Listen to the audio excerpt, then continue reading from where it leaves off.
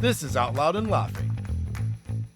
Hello and welcome, Brian. How are you today? Oh, fine. How are you, Jon? Thrilled now that I know that we're going to be recording the episode that literally changes the airline industry. Literally. Literally. Are your ears perked? Just my ears. What else? I was going to say, what else is perked? Yes. I'm excited for this conversation because obviously June, you and I were flying so much, which is fun. We had a great June.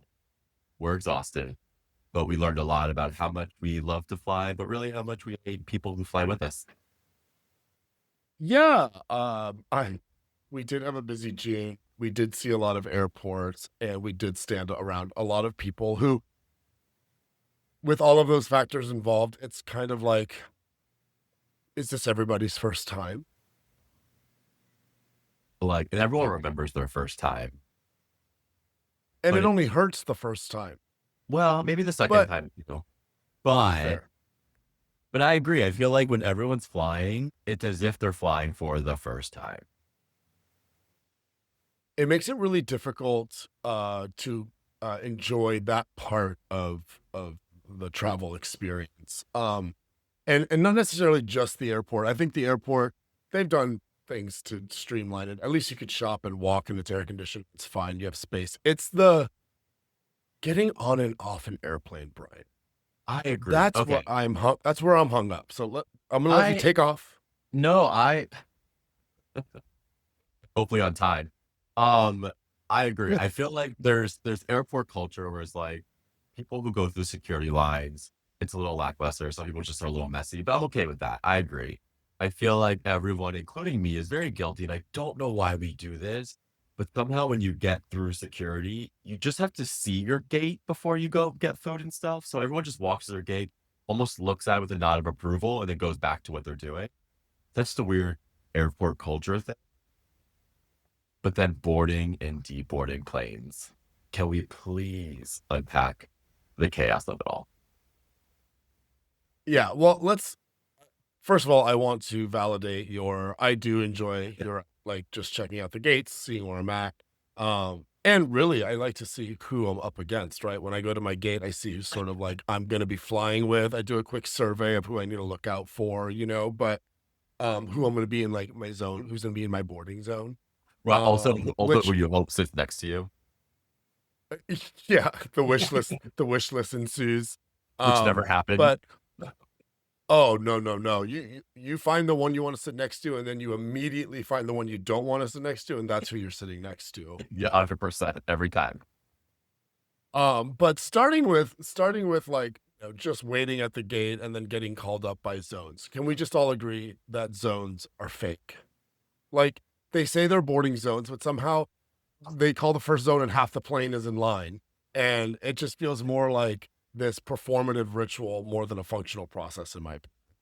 Well, it's so funny because, yeah, you're totally right. But I was watching some SNL skit that really played this up really well. But basically, the amount of people, of cohorts of people that are called before they even call group one, like literally half the plane is already on board before they even call group one. Like everyone's just like Oh, women with children. Okay. Pastors with nuns. Okay. Like literally every single other person but yourself. if And you you're like, stubbed your oh, toe this morning, yeah. right. And then you see a person with like just a wrap around their toe, like somehow they knew. Uh, Luckily for me, I'm a little bit of an airport slob.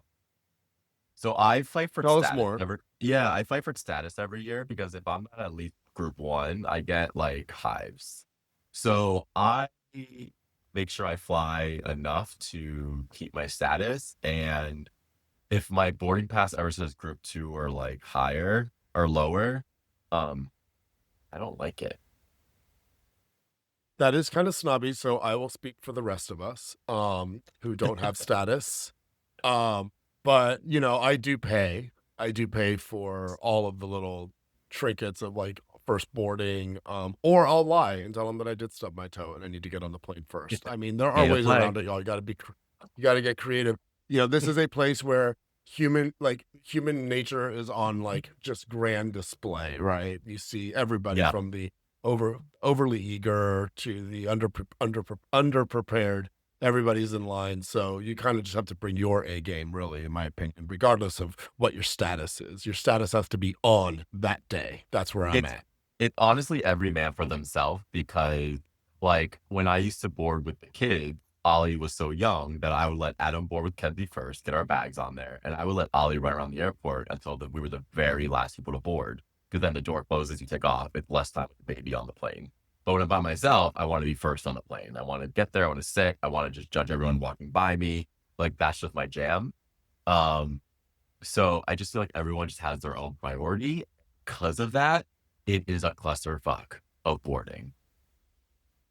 Um, that's really interesting. I like that little strategy you threw in there about waiting to board with the kids. I think Yeah. anybody out there can really take a lesson from that one.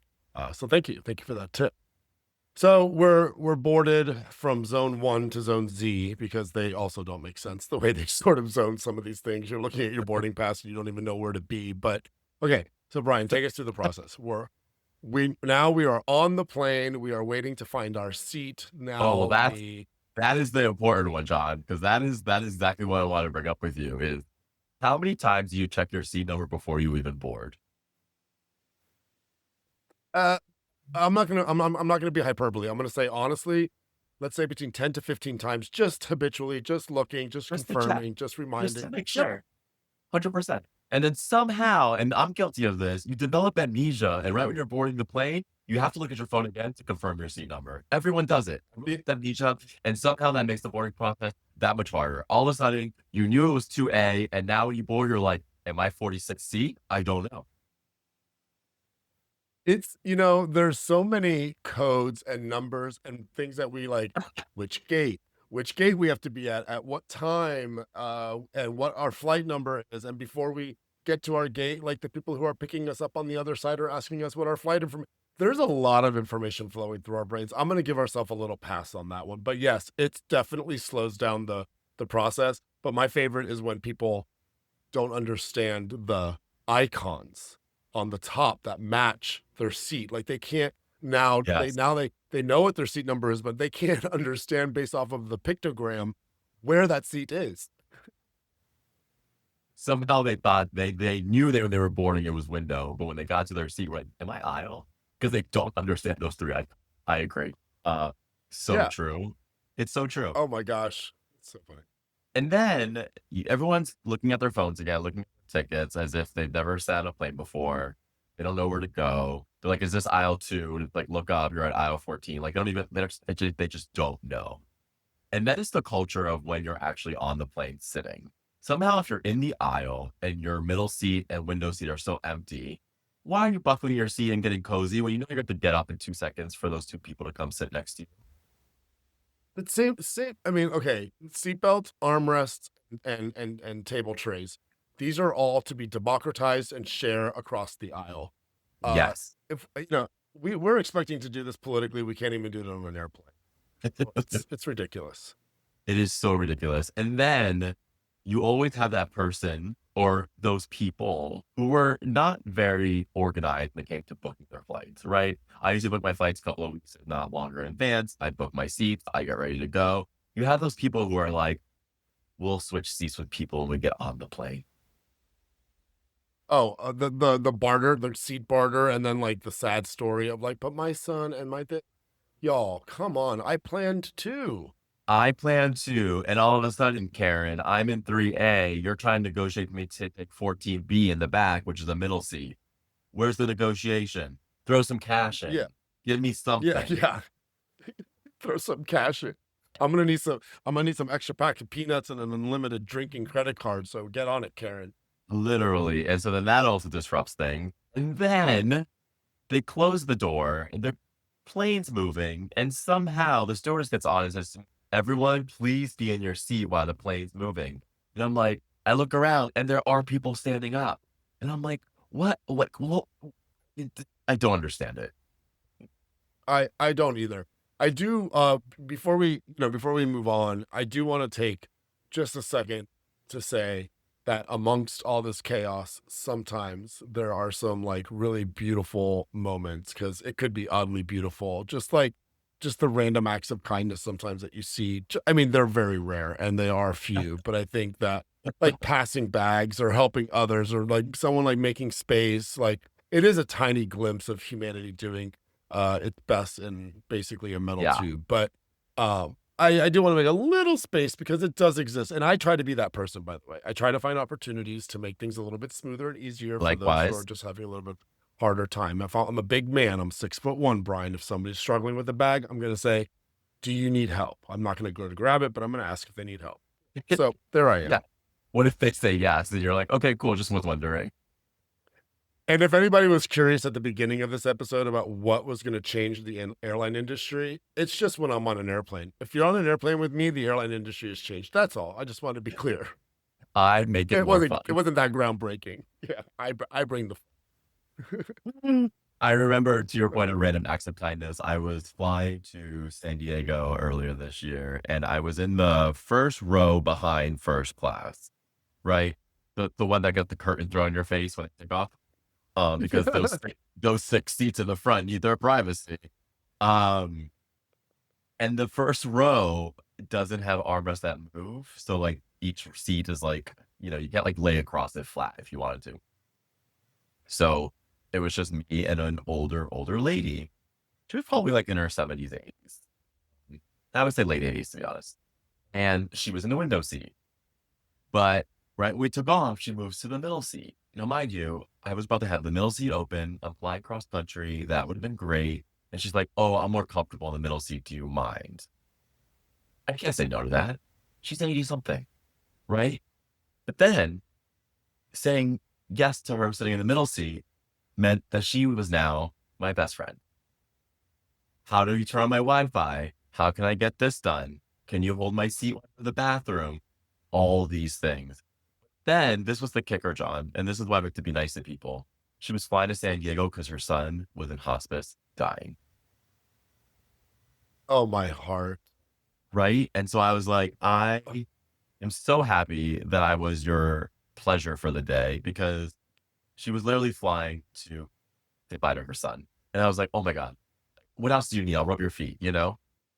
She connected with you because you were sort of her like almost like a version of her son that she was saying goodbye to. What a beautiful story. Wow. This is why it's so important for us to like hold our tongues just a little bit. But then the plane lands and then we have to get off the damn thing. And this brings on a whole nother side of everybody else. The stand-up stampede, I like to call it. Well, yes, the stand up stampede, because sometimes, well, more often than not now, planes are taking off later and later, not on time. And there's a lot of people that need to make their connection. So they make an announcement, you literally 15 minutes before landing, saying, if you do not have a connection, sit in your fucking seat and don't get up. What happens when we land? Everyone's like, I don't care. I'm still going to get up. You have people in the aisle screaming, can I get out of here? I have a connection. People are like, I don't have any space to move. And it's just like, if you just stayed in your fucking seat. And then you can see it on the people's faces who are lying. Yeah. The like those are the same people who like follow an ambulance on the highway. You know what I mean? Like I'm like, I know you're cheating. Yeah, I know you're not connecting to Italy. Like I see what you're wearing. Oh, Don't you also though like go there and be like, what could be my excuse? Do I have to get off quickly? Like, I'm good. I have a show at like 8 o'clock. My flight's at 6. There's no way I'm gonna make it. I mean, you know what I mean? Or lands at 6 rather. I don't know. Like, do you go through like this like weighing of options in your head of like what can I say to get off this plane faster? But no, you're right. There are people who need to get off these planes faster.